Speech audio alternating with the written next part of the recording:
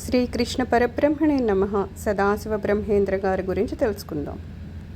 తిరుచినాపల్లి జిల్లాలో నేరూరు అనే గ్రామం ఉంది. కావేరీ నది సమీపమున ఇది ఉంది. ఆ గ్రామ పొలిమేరల్లో అద్భుతమైన వన ప్రదేశం ఉంది. ఆ వన ప్రదేశ మధ్యమున సమాధి నిమగ్నుడైన జ్ఞాని వలె చలనరహితమైన దేవాలయ దర్శనమిస్తుంది. అందు ప్రవేశించగా శివలింగ దర్శనము, దాని వెనుక బిల్వ వృక్షము, దాని ఛాయలో మృత్తిక లింగము దర్శనమిస్తున్నాయి. ఆ పవిత్ర సన్నిధానమే జీవన్ముక్తుడైన సదాశివ బ్రహ్మేంద్ర స్వాముల వారి సమాధి ప్రదేశము. యాత్రికులు అసంఖ్యాకంగా వచ్చి సమాధిని దర్శించి వెళ్తూ ఉంటారు. భక్తులు అత్యంత శ్రద్ధా భక్తులతో సేవ చేసి వెళ్తూ ఉంటారు. యతి పుంగవులు ఏతించి దర్శించి కొంతకాలము అక్కడ సాధన కొనసాగిస్తూ ఉంటారు. శృంగేరి మఠాధిపతి అయిన స్వర్గీయ నృసింహ భారతి శంకరాచార్యుల వారు సదాశివ బ్రహ్మేంద్రుల వారి పవిత్ర సమాధి సన్నిధానాన్ని తిలకించి తన్మయత్వంతో 50 శ్లోకాలు శ్రీవారిని స్తుతింతూ రచించారు. సదాశివ బ్రహ్మేంద్రుల వారు ఆత్మజ్ఞానులైన పూర్ణ పురుషులు, శుద్ధ పరాత్పరులు, ముక్త పురుషులు, ఆనంద శిఖరాలను అధిరోహించారు. వేదాంత సత్యస్వరూపమైన వారు అని శ్రీ నృసింహ భారతి స్తుతించారు. మోక్ష సోమ సుందర అవధాని అనే బ్రాహ్మణుడు ఆంధ్ర ప్రాంతం నుండి కదలి కుంభకోణం సమీపంలో నివాసాన్ని ఏర్పరచుకుని స్థిరపడిపోయారు. ఆయన భార్య పార్వతమ్మ. అవధాని గొప్ప పండితుడు. రామకృష్ణాదులను భక్తి చేస్తూ ఉండేవాడు. పార్వతమ్మ ఆదర్శ గృహిణి, శివభక్తురాలు. నిరంతరము శివారాధనలో తన బ్రతుకు ధన్యత చేసుకుంటూ జీవిస్తూ ఉండేది. నిత్యతృప్తులైన ఆ దంపతుల్లో ఒక నిరాశ చోటు చేసుకుని ఉండేది. భగవానుడు తమకు సంతానాన్ని అనుగ్రహించలేదనే వ్యధ ఉండేది. తమ అభిష్టానాన్ని తెలియచేస్తూ భగవంతుని ప్రార్థన చేసేవారు, పూజలు సాగిస్తూ ఉండేవారు. భక్తుల మర భగవంతుడు ఆలకించకపోతే మరెవరు ఆలకిస్తారు? ఇంకెవరు ఆదుకుంటారు? కొంతకాలానికి వారికి ఒక పుత్రరత్నం కలిగాడు. ముద్దులొలికే ఆ బాలునికి తమ ఇష్ట దైవాల నామాలైన శివరామకృష్ణ అని నామకరణం చేశారు. దినదిన ప్రవర్తమానమవుతున్న శివరామకృష్ణలో వింత ప్రవర్తన కనిపించేది. సదా అంతర్ముఖ వృత్తిలో ఉండేవాడు. ధ్యానమగ్నుడే ఉండేవాడు. సకల శాస్త్రాలను ఆపోషించి అందులోని తాత్విక రహస్యాలను జీర్ణించుకున్నాడు. సునిశిత ప్రజ్ఞా విశేషంతో చూసేవారి మనస్సులను అమాంతంగా ఆకర్షించేవాడు. శివరామకృష్ణుడు యుక్త వయసుకు వచ్చాడు. అతనిలో రగులుకొంటున్న వైరాగ్య జ్వాల తీవ్ర రూపాన్ని దాల్చింది. భయంకరమైన తావాగ్నిలా ఏర్పడింది. సాంసారిక వ్యామోహాన్ని దహింపచేసేందుకు సిద్ధంగా ఉంది. భగవంతుని పొందుకకే మానవ జన ప్రాప్తించిందని, సన్యాశ్రమ స్వీకారం ద్వారా భగవంతుని సాధించడము సులభ సాధ్యమని, అది కూడా బ్రహ్మచర్యాశ్రమం నుండే సన్యసించడము ఉత్తమనియు అభిప్రాయపడ్డారు. గృహస్థ జీవన మాధుర్యాన్ని రుచి అంగీకరించని అతని అంతఃకరణ సన్యాసాశ్రమ స్వీకారానికి ఉరకలు వేసాగింది. తనయునిలో కలిగే పరిణామాన్ని తల్లిదండ్రులు గ్రహించారు. వివాహ నిశ్చయమే ఈ సమస్యను పరిష్కరించగలదని నిర్ణయించారు. వివాహ విషయమే కుమారునితో ప్రస్తావించారు. శివరామకృష్ణ తల్లిదండ్రులకు నమస్కరించి తనకు వివాహాది విషయాల్లో ఆసక్తి లేదని, భగవంతుని పొందడమే తన జీవిత లక్ష్యమని తెలియజేశాడు. అందుకు తల్లిదండ్రులు అంగీకరించలేదు. వివాహం జరిగి తీరవన్నని పట్టుపట్టారు. తనకు ఇష్టమైనప్పటికీ జన్మనిచ్చిన తల్లిదండ్రులను తృప్తిపరచడానికని చెప్పి వివాహానికి శివరామకృష్ణ అంగీకరించాడు. ఆదర్శ తనయుడు అనిపించుకున్నాడు. సుగుణవతి అయిన ఒక బాలికను చూసి శివరామకృష్ణకు వివాహం చేశారు. అప్పుడు అతని వయసు 17 సంవత్సరాలు. శివరామకృష్ణలో రగులుకొంటున్న వైరాగ్య జ్వాలను వివాహ తొలకరి జల్లు ఆర్పలేకపోయింది. తన హృదయంలో నిండి ఉన్న అసంతృప్తి తొలగలేదు. తన మనసులో చెలరేగే భగవత్ సందర్శ అభిలాష కుంటుపడలేదు. సదా ఆలోచన సాగరంలో ఈదులాడుతూ ఉండేవాడు. జీవిత పరిష్కారాన్ని ఊహిస్తూ వ్యధ చెందేవాడు. శివరామకృష్ణ భార్య వ్యక్తురాలైంది. తల్లి గారింట వైభవంగా కార్యక్రమం నిర్వహిస్తున్నారు. బంధుమిత్రులందరూ హాజరయ్యారు. ఏర్పాట్లు ఘనంగా జరుగుతున్నాయి. షెడ్ సోపేటంగా పిండి వంటలు తయారు చేస్తున్నారు. శివరామకృష్ణకు ఆకలి అధికంగా ఉంది. వెంటనే పాకశాల గుమ్మం వద్దకు వెళ్ళి నిలబడ్డాడు. నాకు ఆకలిగా ఉంది, ఆహారం వడ్డిస్తారా అని ప్రశ్నించాడు. కొంతసేపు ఆగమని పాకశాల నుండి జవాబు వచ్చింది. నా ఆకలి తీవ్రంగా ఉంది. నాకు పిండి వంటలు వడ్డించాల్సిన అవసరం లేదు. సామాన్య భోజనాన్ని సామాన్య భోజనాన్ని వడ్డిస్తే చాలు, లోనికి రమ్మంటారా అన్నాడు. ఎక్కువ కాలము నిరీక్షించాల్సిన అవసరం లేదు, త్వరగా పూర్తవుతుంది, అక్కడే ఉండు, ప్రవేశించుకొని పాకశాల నుండి సమాధానం వచ్చింది. ఆ సమాధానం ఇచ్చింది ఎవరో కాదు, తనకు కన్యాదానం చేసిన అత్తగారు. పరిణామ క్షణము రావాలే కాని ఒక్క మాట చాలు మనిషి మారడానికి. అక్కడే ఉండు, ప్రవేశించకు అన్న మాటల భావాన్ని బాహ్యార్థంలో గ్రహించాడు. నిజమే, ప్రవేశించకు అన్న మాట సత్యవాక్కు. నిస్సారమైన సాంసారిక జీవితంలో ప్రవేశించవలదని నాకు తెలియజేస్తున్నారు. గృహస్థాశ్రమ పొలిమేరల్లోనే నేను నిలబడాలి, జ్ఞాన సముపార్జనకు ప్రయత్నించాలి. శుద్బాధని నివర్తించలేని ఈ మానవులు నాలో రగిలే ఆధ్యాత్మిక ఆకలిని ఎలా రూపమాపగలరు అని భావిస్తూ క్షణమైనా అక్కడ నిలవకుండా బాణల్లా దూసుకుంటూ వెళ్ళిపోయాడు. బంధువులంతా వెతికారు, మిత్రులందరూ అన్వేషించారు. అనంతానికి ప్రయాణం సాగించిన వారు అన్యులకు అంతు చిక్కుతారా? వెతికి వెతికి వేసారిపోయారు, జాడ తెలియలేదు. తీవ్ర వైరాగ్యంతో బయలుదేరిన శివరామకృష్ణ సత్యాన్వేషణలో పరిభ్రమిస్తున్నాడు. ఆకలైనప్పుడు భిక్షకు వెళ్ళేవాడు, అక్షయ పాత్రగా తన దోసిన్నే ఉపయోగించేవాడు. నదీ తీరాల్లోనూ వన ప్రదేశాల్లోనూ ఎక్కువ కాలం గడుపుతూ ఉండేవాడు. భగవాన్ని సదా తన హృదయంలో భావించుకొని ధ్యానిస్తూ ఉండేవాడు. నిలువ నీడలేని తనకు పూజ జలపడానికి ప్రత్యేక మందిరాలు ఎలా లభిస్తాయి? తన హృదయంలోనే గుడి కట్టుకున్నాడు. తన మనో మందిరంలో పూజా గది నిర్మించుకొని భగవాన్ని పూజించసాగాడు. తాను ఆచరించిన ఈ మానసిక పూజను శివ మానసిక పూజ అనే కీర్తనలో చక్కగా రచించారు. హే మహాదేవ, నీ వైభవం మనసుకు అతీతమైంది. నా మనసులో నిన్నెలా చిత్రించేది? సర్వాంతర్యామివైన నిన్ను ఏ చోట పూజించేది? ఈ ఆసనాన్ని నీకు సమర్కూర్చేది? నీ కరచరణాదులు సర్వత్రా వ్యాపించి ఉండగా నీకు ఆర్ఘ్యపాచ్య ఆచమనాదులను ఎలా సమర్పించేది? శుద్ధ స్వరూపమైన నీకు స్నానాన్ని ఎలా చేయించగలను? ఆకాశాన్ని అంబరంగా ధరించిన నీకు ఏ వస్త్రాన్ని చుట్టబెట్టేది? నాగాభరణమైన నీకు ఏ ప్రత్యేకమైన ఆభరణాలు అలంకరించగలను? జాతి కులాలకు అతీతుడైన నీకు యజ్ఞోపవీతాన్ని ఎలా అర్పించేది? సుగంధభరితమైన భూమికి నీవు ఆధారభూతుడివై ఉండగా ఏ పుష్పాలతో నిన్ను అర్చించేది? సప్రకాశుడువైన నీ ఎదుట నేను సమర్పించే నీరాజనము ఏ పాటిది? నీ శిరము ఊర్ధ్వలోకాలను అధిగమించి ఉంది. నీకు నేను ఛత్రాన్ని పట్టడము ఎలాగా? నటరాజసుందర, నీ ఎదుట నేను నాట్యం చేయగలనా? సామగానలోలుడనైనా నీ సన్నిధిలో నేను పాట పాడగలనా? సర్వవ్యాపకమైన నీకు ఎలా సాష్టాంగదండ ప్రణామములు ఆచరించేది? వాక్కుకు అందని నిన్ను గూర్చి ఏమని ప్రార్థించేది? హే జగదీశ్వర, నీవు నాకు ఏ వరాలు ప్రసాదించే అవసరం లేదు. నా ఆత్మలో నేను లయించి ఆనందించేలా ఆశీర్వదించు అని కీర్తించాడు. శివరాముని ప్రార్థన సదాశివుని కదిలించింది. భగవద్ అనుగ్రహంతో గురు సాన్నిధ్యం లభించింది. కామకోటి పీఠ శంకరాచార్యులైన పరమశివేంద్ర సరస్వతి స్వాముల వారి చరణ సన్నిధి చెంత చోటు లభించింది. పరమశివేంద్ర స్వాముల వారు శ్రోత్రియ బ్రహ్మనిష్ఠులు. శివరాముని చూడగానే అతనిలో భాషించే చైతన్య దీపికను దర్శించారు. సదాశివ అని పిలిచారు. గురుసేవ చేస్తూ గురు పవిత్ర పద సరోజాల చెంత కఠోరమైన సాధన ఆచరించారు. శ్రావ్యమైన కీర్తనలు అనేకములు రచించారు. తర్కశాస్త్ర పండితుడై తనపై దండయాత్ర సాగించిన ఎందరో పండితులను ఎదుర్కొని ఓడించాడు. వ్యాస భగవాన్ని బ్రహ్మసూత్రాలకు, పతంజలి మహర్షి యొక్క యోగ సూత్రాలకు భాష్యాలను రచించారు. జ్ఞాని అంతరంగికానుభూతిని తెలియపరుస్తూ ఆత్మవిలాసము అనే 65 శ్లోకాలు గల చక్కని గ్రంథాన్ని రచించారు. తన రచనలన్నింటినీ తన గురు పాదాలకు అంకితం చేశారు. తాను నిమిత్త మాత్రునని భావించారు. గురు మహిమ వర్ణనాతీతమని శ్లాఘించారు. తాను రాసిన కీర్తనలో చివరన పరమహంస గురు అని గురునామాన్ని కీర్తిస్తూ గానం చేశారు. గురువు గారి వద్దకు వచ్చు పండితులతో సందర్భానుసారంగా వాదన చేయుచుండేవాడు. సదాశివుని సునిశిత విజ్ఞానం ముందు పండితులు నిలవలేకపోయేవారు. శరణంటూ తలలు వంచేవారు.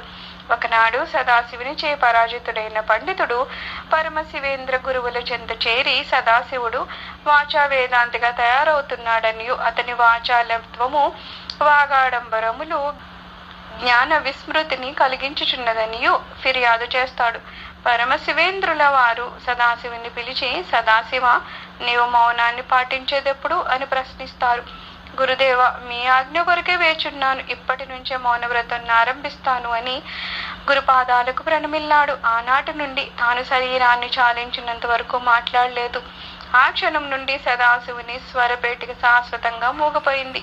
తనకు తదనంతరము కలిగిన అనుభూతులను తెలియజేస్తూ కీర్తనలు రచించాడు. తన నిజ స్థితిలో తాను నిలవడానికి గురుకృపయే కారణమని తెలుపుతూ కీర్తన రచించాడు.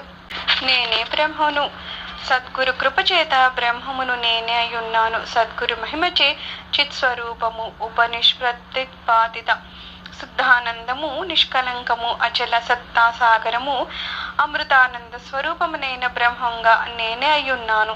ఆశాపాసాలను సమూలంగా ఖండించినదియు పంచకోశాలకు అతీతమైనదియు అనంతమైనదియు సకల కారణాల వెనుక కారణమైనదియు ఏకమైనదియు అనేకమైనదియు కాలాతీతమైనదియు అన్య కలిదోషాలు అంటనిదియు అయిన బ్రహ్మాన్ని నేనే అయ్యున్నాను. పరమశివేంద్ర గురువులకు అంతిమ సాష్టాంగ నమస్కారాలను చేసి బ్రహ్మేంద్రుల వారు బయలుదేరారు. పసిబిడ్డ వలె వివస్త్ర దేహంతో యాత్రను సాగించారు. మనసు నిరంతరము బ్రహ్మభావం నందే లయించి ఉండ దేహమును కర్మఫలాలకు వదిలేసి నిశ్చింతగా జీవించసాగారు. ఆత్మ సామ్రాజ్య పట్టాభిషిక్తుడై ఆనంద సింహాసనంపై ఆసీనుడై సదానంద స్వరూపుడై విరాజిల్లసాగాడు. ఆయాచితంగా లభించిన ఆహారాన్ని మాత్రమే భుజిస్తూ అదియును లభించినచో బ్రహ్మానంద రసామృత పానచిత్తుడై రంజిల్లసాగాడు. నదీ తీరంలో చితికిపోయిన పొదరిల్లినే తన గృహంలో అరుదైన అనువైన ఇసుక తిన్నెల పడకపై పవలించి శుద్ధ సచ్చిదానంద స్థితిలో ఎరుకగలవాడే ఋషి అని తన ఆత్మ విలాస గ్రంథంలో తెలియజేసి ఉన్నారు. సదాశివ బ్రహ్మేంద్ర స్వాముల వారు పై శ్లోకంలో చేసిన వర్ణన తన అంతరంగిక జీవన వికాసానికి ప్రతిబింబము. ఒకనాడు సదాశివ బ్రహ్మేంద్రుల వారికి విశ్రాంతి అవసరం కాగా ఒక పొలంలో ధాన్యపు కుప్ప వద్ద కూర్చుండి విశ్రాంతి తీసుకుంటూ సమాధి నిమగ్నులయ్యారు. సూర్యాస్తమయ్యింది. ధాన్యమును వీక్షించు కాపలావాడు వస్తాడు. ధాన్యపు కుప్ప చెంత ఉన్న సదాశివుల వారిని చూస్తాడు. ధాన్యమును అపహరించడానికి ఏదెంచిన తస్కరుడని భావిస్తాడు. అతని కోపము ఆకాశాన్ని అంటింది. తన చేతున్న కర్రతో బుద్ధి చెప్పాలనుకున్నాడు. కొట్టడానికి చేయి పైకెత్తాడు. ఎత్తిన చేయి ఎత్తినట్లే ఉన్నది. శరీరం అంతా స్థాణువులా నిలిచిపోయింది. రాత్రంతా అలాగే రాతి బండలా నిలబడిపోయాడు కాపలాదారుడు. ఇందులో ఆశ్చర్యం ఏముంది? నిర్వికల్ప సమాధిలో బ్రహ్మానందానుభూతిని అనుభవిస్తున్న సదాశివ బ్రహ్మేంద్రులను హింసించడము ఎవరి తరము? తెల్లవారింది. సదాశివుల వారు సమాధి నుండి బహిర్ముఖులయ్యారు. తన ఎదుట శిల్పం వలె నిలబడి ఉన్న కాపలాదాన్ని చూసి చిరునవ్విని చిందించారు. అంతే కాపలావాని శరీరంలో చలనం ప్రారంభమైంది. సదాశివుల వారి వైభవాన్ని ప్రత్యక్షంగా తిలకించిన ఆ కాపలాదారు స్వామి పాదాలపై పడి క్షమాభిక్షను కోరాడు. శత్రోచ మిత్రోచ తదామానవమానయోహు. శత్రు మిత్రాదులను మానవమానాలను సమానంగా భావించే బ్రహ్మేంద్రుల వారు నవ్వుకుంటూ త్వరగా నడుస్తూ వెళ్ళిపోయారు. సమాధి జ్ఞానము గల జీవన్ముక్తునికి బాహ్య ప్రపంచ ధ్యానం ఉండదు. జీవభ్రాంతిని పోగొట్టుకోవడం కోసమని అతనిలో అహంకార మమకారాదులు స్ఫురించవు. అజ్ఞానం గోచరించదు. తాను అనుభవించే సమాధి దేశ కాలాదులకు పరిమితమైంది కాదు. నిరంతరము భాషించే సహజ సమాధి. రెండవ వస్తువు గోచరించది అద్వైత స్థితి. అతడే ముక్త పురుషుడు. ఒకనాడు కావేరీ నదీ తీరంలో ఇసుక తిన్నెలపై కూర్చుని నదీ తీరాలను వీక్షిస్తూ అప్రయత్నంగానే సమాధిలో ప్రవేశించారు. బాహ్య ప్రపంచ స్మృతి కోల్పోయారు. అది వర్షాకాలము. కుండపోతగా వర్షం కురుస్తూ ఉన్నప్పటికీ సదాశివుల వారు చలించలేదు. నదిలో నీరు పెరిగిపోయింది. ఆయనను స్వామి కదలలేదు. ఆయన నుండి వెళ్ళు వస్తున్న సూచనలు తెలుస్తున్నాయి. ప్రజలంతా గుమిగూడి అక్కడి నుండి వెంటనే లేచి రమ్మని, లేకపోతే వరద ముంచెత్తే ప్రమాదం ఉందని ఎంతగానో కేక వేసి చెప్తున్నారు. సదాశివుల వారికి వినిపించడం లేదు. నిజమే కదూ. ఇంద్రియ మనోబుద్ధులు అంతర్ముఖమైన జ్ఞానికి బాహ్య శబ్దాలు ఎలా వినిపిస్తాయి? వరదనాన్ని వచ్చింది. ప్రజలంతా పరిగెత్తుకుంటూ వెళ్ళి కట్టు మీద దూరంగా నిలబడ్డారు. చలించకుండా సమాధి స్థితిలో ఉన్న సదాశివ బ్రహ్మేంద్రుడు ప్రవాహంలో కొట్టుకుపోయారు. ఆత్మజ్ఞానులైన సదాశివ బ్రహ్మేంద్రుల వారి నిష్క్రమణ అలా జరిగినందుకు ప్రజలంతా చాలా వ్యధ చెందారు. 3 నెలలు గడిచింది. కావేరీ నదీ తీరంలో ఒక రైతు ఇసుక త్రవ్వి బండిని నింపుతున్నాడు. ఆహా, ఏం ఆశ్చర్యము! అతని పారకు రక్తపు మరకలు కనిపించాయి. విస్మయం పొందిన ఆ రైతు పార అవతల పెట్టి జాగ్రత్తగా ఇసుకను తీసి చూశాడు. ప్రశాంతమూర్తి వలె సదాశివ బ్రహ్మేంద్రుల వారు ధ్యాన స్థితిలో ఉన్నారు. ఆ అద్భుత దృశ్యాన్ని ఊరి ప్రజలంతా చూసి దిగ్భ్రాంతి చెందారు. సదాశివ బ్రహ్మేంద్రుల వారు అపరశివ అవతారమని భావించారు. స్వాముల వారికి సాష్టాంగ నమస్కారాలు చేస్తూ జయ జయధ్వానాలు చేశారు. జ్ఞానికి శరీరం ఉండవచ్చును కానీ అతడు శారీరక పరిధిలో ఉండడు.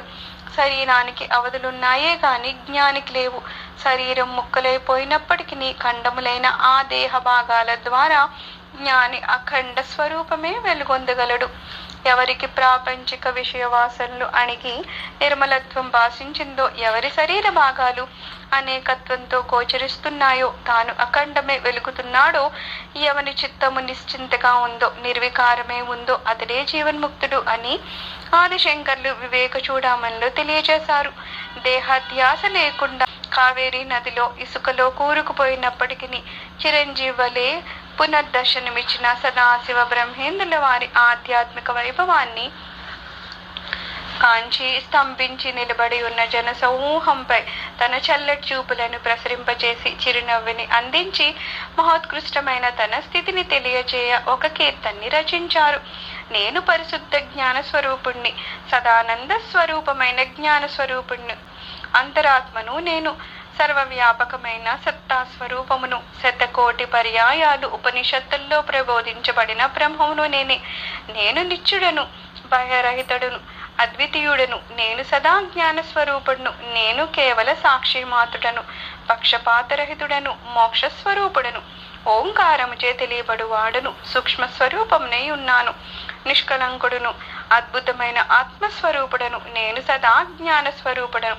ప్రజలందరూ ఆశ్చర్యచకితులై కీర్తనను చదువుచుండా సదాశివ బ్రహ్మేంద్రులు నవ్వుతూ నడిచి వెళ్ళిపోయారు. ఒకసారి కుత్తాలం జలపాతం నుండి తిరునల్వేలికి స్వామి వస్తుంటారు. మార్గ మధ్యలో కట్టెల వ్యాపారి చేయువారు కనిపిస్తారు. అడవిలో కొట్టిన కట్టెలను ఒకచోట ప్రోగు వేస్తూ ఉంటారు. సదాశివులు వారిని చూడగానే, ఏ ఇలారా, నీవు ఒక కట్టె మొద్దులాగానే కనిపిస్తున్నావు. ఈ కట్టెలను తీసుకెళ్లి ఆ ప్రోగులో వేయి అని కట్టెల మోపును స్వామిపై ఉంచుతారు. స్వామి మారు పలుకరు. కట్టెలన్నీ శ్రమించి మోస్తారు.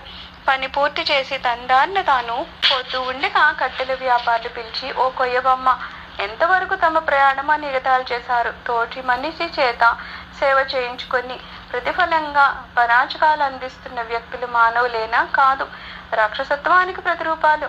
సమదర్శన యోగులైన సదాశివులు వారు నవ్వుతూ నడక సాగిస్తారు. ఆప్తకామునికి జరిగిన అన్యాయానికి అగ్నిదేవుని హృదయం పొగ్గుమంది. చూస్తుండగానే కట్టెలు మోపులు కాలిభస్మైపోయాయి. ఆ సంఘటనను చూసి కట్టెల వ్యాపారులు కలత చెందిన వారే సదాశివులు వారిని క్షమాభిక్ష కోరాలని ప్రయత్నించారు. అప్పటికే స్వాములు వారు వెళ్ళిపోయారు. ప్రాపంచిక మానవులు జ్ఞానిని సమీపించడము అసంభవం అన్నంత దూరంగా వెళ్లారు. జ్ఞానులైన వారందరూ తాము నివసించిన సమాజంలో ఎన్నో బాధలకు గురయ్యారు. అసూయ పనులు, అనర్థ ఆవేశాలకు, మత్సరగ్రస్తుల ఈర్ష్యాద్వేషాలకు ఆహుతయ్యారు. అజ్ఞానంలో ఆచరించే ప్రాపంచిక మానవులు జ్ఞాని సంచరించే అద్వైత శిఖరాలను దర్శించలేరు. తాము దర్శించలేని భూమికలను గురించి అర్థం చేసుకునేందుకు ప్రయత్నించేందుకు బదులు అపార్థం చేసుకోవడానికి సిద్ధపడతారు. జ్ఞానానికి అజ్ఞానానికి అనాదిగా జరుగుతున్న సంఘర్షణ ఇది. ఆత్మజ్ఞాన విలసితుడై అవధూత వలె సంచరిస్తున్న సదాశివ బ్రహ్మేంద్ర స్వాముల వారిని పిచ్చివాడని పిలవసాగారు. పరమశివేంద్ర స్వాముల వారి దగ్గరికి ఎక్కి తమ శిష్యుడు పిచ్చివాడయ్యాడని ఫిర్యాదు చేశారు. ఆ మాటలు విన్న పరమశివేంద్రుల వారు సదాశివుని వలె పిచ్చివాడనయ్యే భాగ్యం నాకెప్పుడు వస్తుందో అని సెలవిచ్చారు. జ్ఞానియే అర్థం చేసుకోవాలి. పరమశివేంద్రుల వలె అర్థం చేసుకున్న వారు చాలా అరుదు. అపార్థం చేసుకుని ఆపదలకు గురి చేసిన వారే అధిక సంఖ్యలో ఉన్నారు, ముఖ్యంగా పండితులు. ఒకనాడు సదాశివుని వారి జ్ఞాన ధాటిని తట్టుకోలేకపోయిన వారంతా ఈనాటి పరిస్థితిని అవకాశంగా గ్రహించి ఆయన్ని కాటు వేయడానికని కోడెత్రాచుల్లా తయారయ్యారు.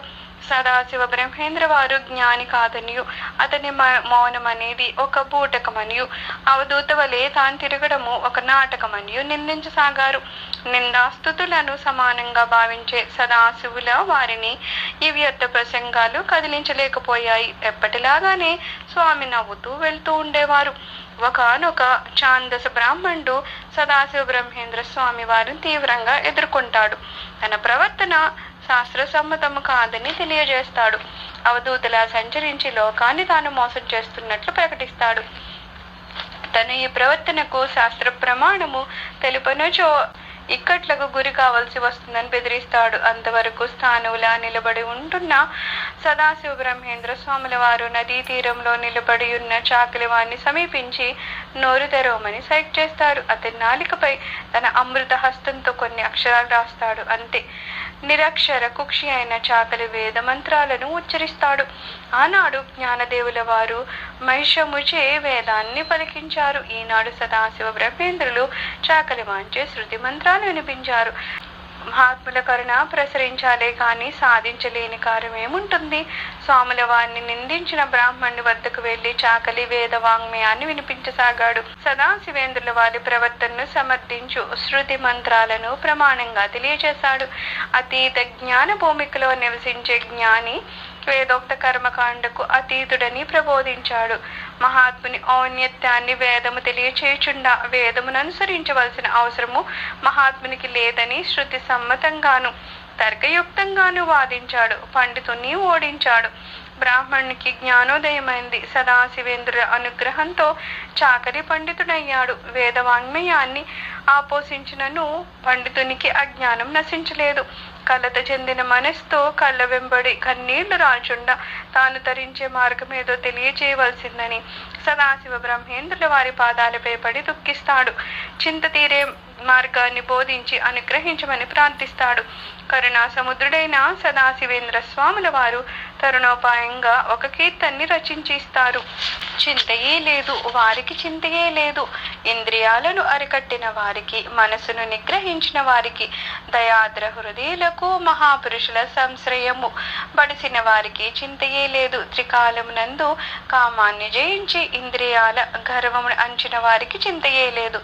సద్గురోత్తముడైన పరమహంస గురుదేవుల పావన చరణము ఆశ్రయించిన వారికి బ్రహ్మానంద రసమును పానము చేసి తృప్తి చెందిన వారికి చింతయే లేదు. అలాంటి వారికి చింత లేదు, చింత రాదు. తిరుచందూరులో ఒకనాడు వివాహం జరుగుతూ ఉండగా సదాశివ బ్రహ్మేంద్ర స్వాముల వారు ఆ వైపున నడిచి వస్తూ ఉంటారు. వివాహ మండపము అత్యద్భుతంగా అలంకరించబడి ఉంది. భజంత్రీలు మిన్నుముట్టేలా శబ్ద తరంగాలను విరజిమ్ముతూ ఉన్నాయి. పెళ్లి వారంతా అమిత ఆనందంతో తిరుగుతూ ఉన్నారు. పెళ్లి కుమార్తెను ఇంతలో త్రాచుపాము కరిచింది.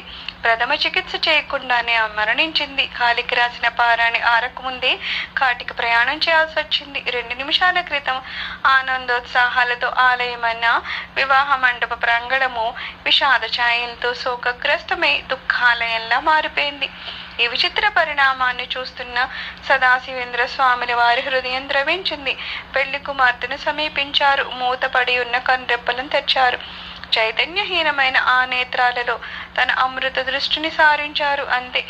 నిద్ర నుంచి లేచినట్లు పెళ్లి కుమార్తె లేచింది. భజంత్రీలు తిరిగి ధ్వనింపసాగాయి.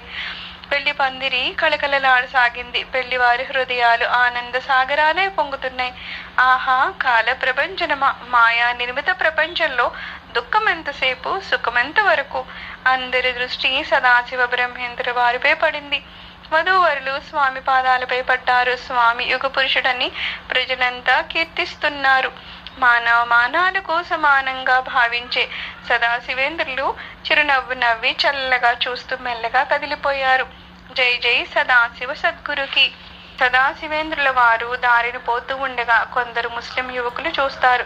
దిగంబరియే సంచరిస్తున్న స్వామి పరిస్థితి వారికి అర్థం కాలేదు. ఆ మార్గంలోనే నడిచి వెళ్తున్న ఒక హిందువుని పిలిచి కారణాన్ని గురించి ప్రశ్నించారు. స్వామి ఆత్మానందాన్ని పానం చేయు పరమహంస అనియు, నశించే శరీరము తాను కాదని శరీరాన్ని తెలుసుకొని క్షేత్రజ్ఞుడే తాననియు, అందుచేతనే దేహాధ్యాసను వదిలి తిరుగుతున్నారని హైందవుడు తెలియజేస్తాడు. వారిలో మతద్వేషం కల ఒక ముస్లిం దుండగుని మనస్సు చివుక్కుమంది. జీవకారుణ్యమన్నా లేక స్వామి వెంట నడిచి కత్తితో స్వామి చేతిని ఖండిస్తాడు. చేయి తెగి భుజాన్నంటుకొని వేలాడుతూ ఉంది. రక్తము ప్రవాహంలో స్రవిస్తుంది. ప్రశాంత వదనంతో బాధారహితంగా సదాశివేంద్రుడు నడిచి వెళ్తూ ఉంటారు. స్వామి కరమును ఖండించిన ముస్లిం యువకుడు అచ్చరువంది స్వామి ఎదుట నిలబడి, స్వామి మీ చేయి తెగి రక్తం కారుతుంది అని తెలుపుతాడు. అంతవరకు స్వామికి చేయి ధ్యాసే లేదు. ముస్లిం యువకుడు చెప్పగానే మరొక కరముతో ఖండించమని చేయిని తాకుతారు. రక్త ప్రవాహం ఆగుతుంది. చెయ్యి మళ్ళీ యథాప్రకారంగా ఆరోగ్యవంతమవుతుంది. తాను చేసిన తప్పిదానికి దుఃఖిస్తూ స్వామి పాదాలపై పడిన ముస్లిం యువకుని ఉద్దేశించి ఒక కీర్తన్ని రాసిస్తారు. తాను అవ్యక్తమై అనిర్దేశ్యమై అలరారు సచ్చిదానంద స్వరూపమైన ఆత్మయే కాని క్షీణించే శరీరం కాదని, ఆ విషయంలో సందేహం అవసరం లేదని తెలియజేస్తారు. ఆత్మ పుట్టుకలేనిది, నశించనిది, రెండు కానిది, అనంతమైంది కనుక శాంత స్వరూపమైన బ్రహ్మచింతనమే చేయదగిందని సెలవిచ్చారు. సంసార పరితాపాలను వదిలి ఆనంద రూపమే విలసిల్లు ఆత్మయందు లయించువానికి సందేహం అవసరం లేదని, అట్టి పరిపూర్ణమైన ఆత్మ సుఖాన్ని గురుపాదాల చెంత అనుభవానికి తెచ్చుకొని తరించమని తెలియచేశారు. సదాశివ బ్రహ్మేంద్రుల వారు శరీరానికి పరిమితులు కారు. దేహేంద్రియ మనోబుద్ధులు నిరంతరము ఆ మహాత్మునికి సేవ చేస్తున్నాయి. దేశకాలాదులు అతిక్రమించిన పుణ్యపురుషుడు ఆయన. ఒకే సమయంలో సదాశివుల వారు అనేక చోట్ల కనిపించినట్లు కూడా ఉంది. సాగరమున అలలు ఏర్పడినట్లు ఒక్కసారి వారి నుండి మహిమలు ప్రకటింపబడేవి. అంతేగాని మహిమలు ప్రదర్శించాలనే అభిలాష వారికి లేదు. శిష్యగణాన్ని తయారు చేసుకోవడంలో గాని, ప్రజా ప్రశంసలను అందుకోవడంలో గాని వారికి అభిరుచి లేదు. పసిపిల్లలంటే వారికి చాలా ఎక్కువ మక్కువ. శాస్త్రజ్ఞానము కలదన్న గర్వంతో విర్రవీగే అహంకార పండితుల కన్నా అమాయకంగా జీవించి భగవంతుని నిర్మలత్వానికి ప్రతిరూపాలి విలసిల్లే పిల్లలు అంటే సదాశివుల వారికి చాలా ఇష్టం. చివరి దశలో స్వాముల వారు సంచారము మాని రూరులోనే స్థిరంగా ఉండిపోయారు. ఒకనాడు స్వామిని పిల్లలు చుట్టుముట్టి మొదట్లో జరిగే సుందరేశ్వరిని తిరునాళ్ళు చూడవలేని కుతూహలంగా ఉందని వారి మనోభిప్రాయాన్ని తెలియజేస్తారు. దీనదయాళుడైన సదాశివ బ్రహ్మేంద్ర వారి చిరునవ్వు నవ్వి కళ్ళు మూసుకోమని ఆ పిల్లలకి సైగ చేస్తారు. పిల్లలు కళ్ళు మూసుకోగానే మొదట్లో ఉంటారు. స్వామి పిల్లలకు తిరునాళ్ళు చూపించి తినుబండారాన్ని కొనిపెట్టి మళ్ళీ కళ్ళు మూసుకోమని సైగ చేస్తారు. పిల్లలు అలా చేయగానే మళ్ళీ నెరూరులో ఉంటారు. పసిబిడ్డల ద్వారా విషయాన్ని తెలుసుకునే తల్లిదండ్రులు ఆశ్చర్యపోతారు. సదాశివ బ్రహ్మేంద్రుల వంటి జ్ఞానులు చేయలేని పని ఏముంటుంది? అయితే వారు ఏది చేసినా స్వలాభాపేక్షతో చేయలేదు. ప్రజా గౌరవాన్ని ఆశించి ప్రదర్శించలేదు. కీర్తి ప్రతిష్టల్ని ఆర్జించాలని ప్రకటించలేదు. పర్ల కొరకు అభిమానరహితంగా ప్రదర్శించారు. జీవకారుణ్య బుద్ధితో చేశారు. మొదట్లో పసిపిల్లలకు తిరునాళ్ళు చూపించిన సమయంలోనే సదాశివ బ్రహ్మేంద్రుల వారు కాశీ, నెరూరు, కంచి, పూరి మొదలైన చోట్ల కూడా కనిపించారు.